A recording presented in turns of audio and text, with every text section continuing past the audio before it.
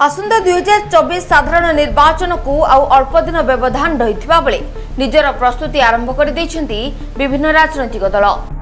एपरि किछि दृश्य देखा मिली खोर्धा म्युनिसिपालिटी अंतर्गत गुरुजंगर 16, 17, 18 और 19 नंबर वार्ड रे विगत निर्वाचन में भारतीय जनता पार्टी पक्षर विधायक प्रार्थी भाव निर्वाचन को ओह्लाइथिबा प्रार्थी कालूचरण खंडेतराय आरंभ कर जनसंपर्क पदयात्रा।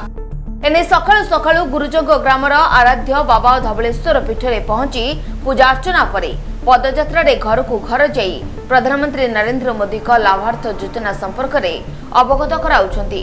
यासह देश में पुनर्बार बीजेपी सरकार गठन करू एवं ई महापर्व रे समस्ते सामिल हेबाकु नै लोकों सहयोग लोड़िछंती कालूचरण।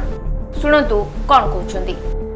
नरेंद्र मोदी जो विकास पुरुष तांको वार्ता को आम प्रति गाँव प्रति वार्डर प्रति पंचायत रे ताको जनकल्याण योजना आम पहुँचेवाई भारतीय जनता पार्टी शपथ नहीं एवं आज आम गुरुजंगर 4टी वार्ड आमर काउंसिलर वार्ड अच्छी से 4टी वार्ड रे आज सारा दिन तमान भारतीय जनता पार्टी जहाँ विकास मोदी लोकों पाखे आम आज पहुँचेबू एवं आगामी दिन में भारतीय जनता पार्टी निश्चित विजय लाभ कर खोर्धा निर्वाचन मंडल। आपण मैंने आज देखिपे आज आम गुरुजंग धवलेश्वर ठाणे आम बहुत लोक एकत्रित होइछु।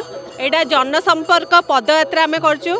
प्रत्येक घरे मोदी जी जो जो लाभार्थी योजना अच्छे आम समस्त घरे पहुँचा चाहूँ।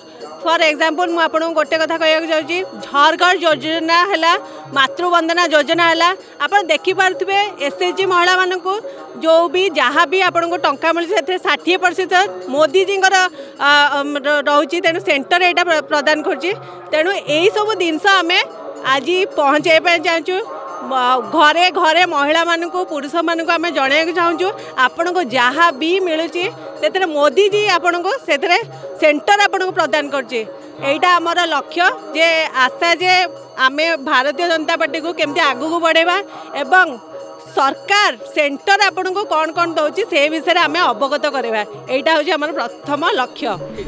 Bureau report mobile news 24x7।